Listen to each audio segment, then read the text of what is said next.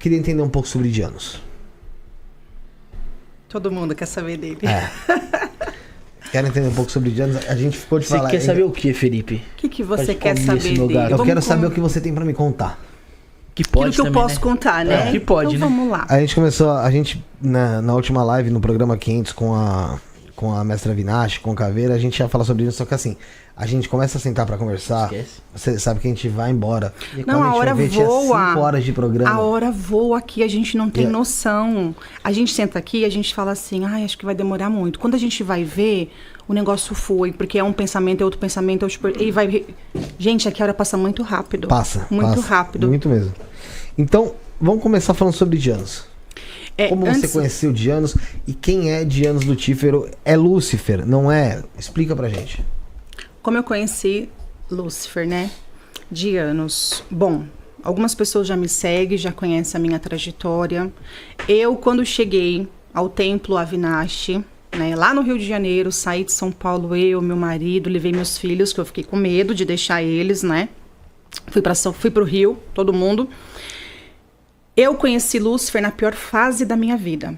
Eu estava no fundo do poço, literalmente, falida, com todos os problemas espirituais que vocês possam imaginar.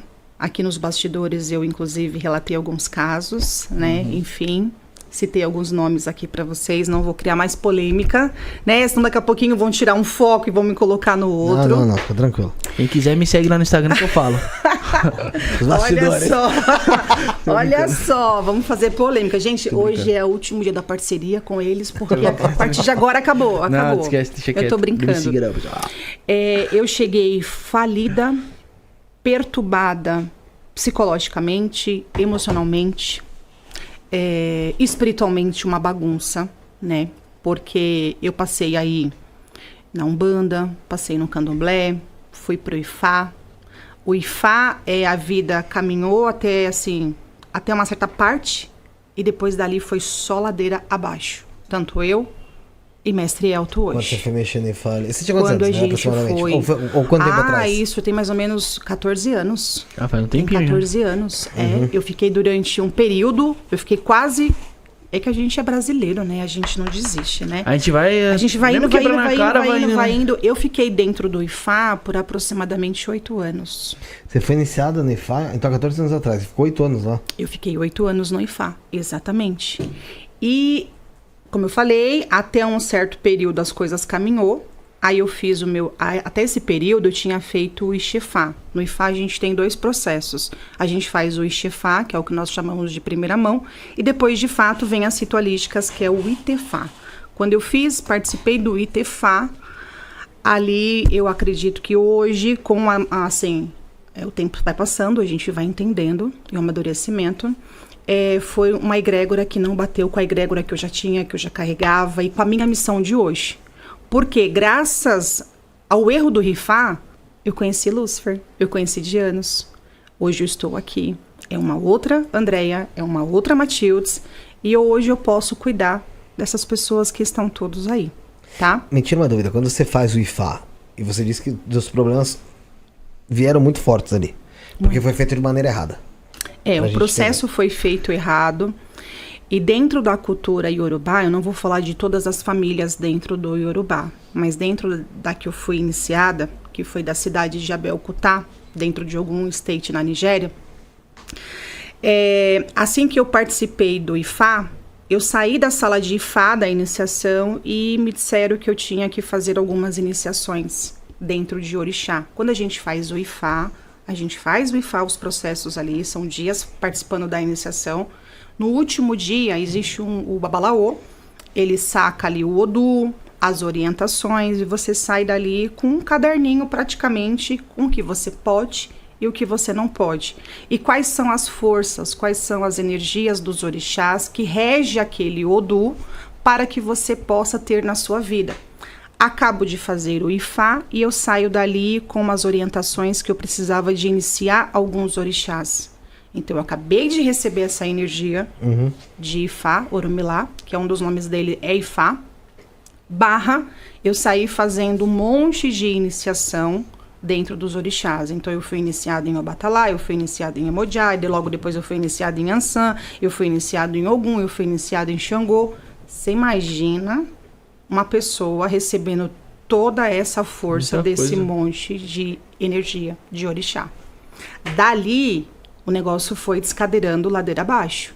Porque eu fui perdendo a minha paz, eu tinha crise de ansiedade, eu tinha tremedeiras, eu tinha fobia, eu falava, eu acho que eu vou morrer, mas não tinha acontecido nada. Sabe quando a gente leva um susto? Sim.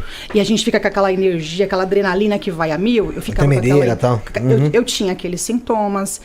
Logo depois eu ficava pensando que era melhor eu morrer, que era melhor eu tirar minha própria vida. Deu um bug aí entre os computadores, vamos falar assim. Sabe quando dá um bug no computador? Sei. E ali eu fui perdendo coisas. Fiquei tentando com o meu sacerdote. Eu tô perdendo tal coisa. Não, porque é Ifá limpando a sua vida, é Ifá tirando coisas do seu caminho. Isso é um processo. E eu fui indo, e eu fui só me afundando em todos os sentidos. Perdi tudo. Quando eu perdi tudo, que eu bati na porta dele, eu falei, eu não tenho mais nada, eu não sei nem se eu vou comer. Aí ele disse que tudo aquilo era problema meu. Que eu não fiz as coisas certas, que eu não fiz as coisas corretas. Eu falei, como eu não fiz? Eu paguei, eu fiz todas as iniciações, eu sou uma pessoa muito disciplinada, eu segui todas as regras, você me desculpa. A partir do momento em que você fala que eu não fiz o que foi mandado, é mentira. Porque você se dispôs a fazer, se dispôs a pagar, tá lá, vai fazer errado? E assim, ó, se a mestra Vinash estiver aí, ela pode comentar. Eu sou uma pessoa que eu ando na linha, tá? Eu não sou uma pessoa aventureira, não. Eu não faço nada daquilo pra não dar errado. Sabe aquele ditado, o time que tá ganhando a gente não se mexe? Com certeza. Então eu não sou besta. Eu sei que eu posso ir até onde eu posso ir, e o que eu não posso ir, jamais eu vou adentrar. Sim. E aí, simplesmente, ele levou todo o meu dinheiro, me deixou literalmente perdida. Na merda. Na merda mesmo, no fundo do poço. Foi uma boa grana, né? Opa, se eu colocar aqui na ponta do lápis, eu compraria um apartamento hoje tranquilamente. E pra quem já tá ferrado de tá, né? Sim. E fora que muitas dessas obrigações que foram feitas, eu fiz empréstimos para poder fazer. Esse é o problema, né? Então você imagina a bola de neve. Aí assim, ó, eu cheguei um momento em que eu estava com empréstimo no Banco do Itaú. Aí eu fiz no Banco Bradesco, pagar o Itaú, que aí não pago o Itaú, porque aí você tem outras coisas para fazer. Sim. Aí eu tinha no Santander, aí eu tinha no Banco do Brasil, aí eu consegui na Caixa Econômica Federal. Todos os bancos eu tinha um empréstimo. Sabe, pegando um para tampar um santo, pegar um para tampar o outro, pegar outro para tampar o outro. Buraco ali. E no final das contas, amigo, abriu um poço. Todos, depois se abrem todos novamente. E aí não, mas faz isso porque vai melhorar. Não, porque faz isso que você tem que fazer. Não, porque agora você tem que iniciar em tal coisa. Não, porque agora você tem que assentar a Di. Não, porque agora você tem que assentar o Locum. Não, porque... E fora que a minha casa, em específico, eu tinha de Exu a Oxalá de assentamento dentro da tradição iorubá. Fora as iniciações. E aí, nesse processo, eu tinha os meus guardiões, Exu e Pombagira. E o Ifá... Pelo menos a família que eu iniciei, tô tomando muito cuidado para falar isso, para não generalizar e depois vão falar, Matilde falou... Não, o Ifá é muito sério. Quem trabalha com o Ifá de forma séria, trabalha de forma séria. Mas assim, infelizmente, como em todas as vertentes religiosas, tem gente que se aproveita. O sacerdote disse na ocasião que Maria Padilha, a rainha da Sete Cruzilhada, que já era minha pombagira que eu tinha lá atrás, da época do candomblé, ela não ia dar caminho para mim. Então eu precisava desfazer dela. Então eu desfiz do assentamento dela. Eu não poderia cultuar a minha esquerda, não poderia cultuar Exu, Catiço, só Exu divindade. Então eu fiz assim, larguei todo um povo que me dava caminho, que caminhava junto comigo, para eu viver o Ifá, para eu mergulhar dentro do Ifá e somente os orixás. Foi aí que a minha vida travou em todos os sentidos. Tudo que eu ia fazer, Felipe, não dava certo. Era um cliente que ia embora, era uma dívida que eu não conseguia pagar, não dava certo. Tentei negócios durante esse período, fazer vendas de outras coisas para poder somar renda, não dava certo. Quando o tempo passou, logo depois desse processo, eu entendi um belo dia, minha pombagira disse para mim, você foi teimosa. Não era para você ter feito Ifá. Em um determinado momento, quando o sacerdote estava jogando para mim, para poder saber se fazia ou não fazia o tal do Ifá, ela chegou no meu ouvido, ela gritou para mim, não faça essa merda. Mas eu estava ali confiando num sacerdote. Sim. E aí, naquele dia, ele disse para mim assim, a sua esquerda, teu Exu, tua pombagira, vai fechar o teu caminho.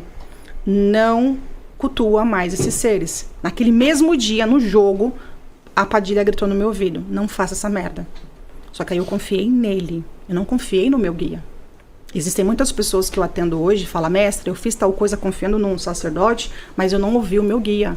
Eu sentia que o meu guia falava que não era para fazer. Você se coloca no lugar da pessoa, ali, sim, que você já passou por porque isso, eu passei né? por isso.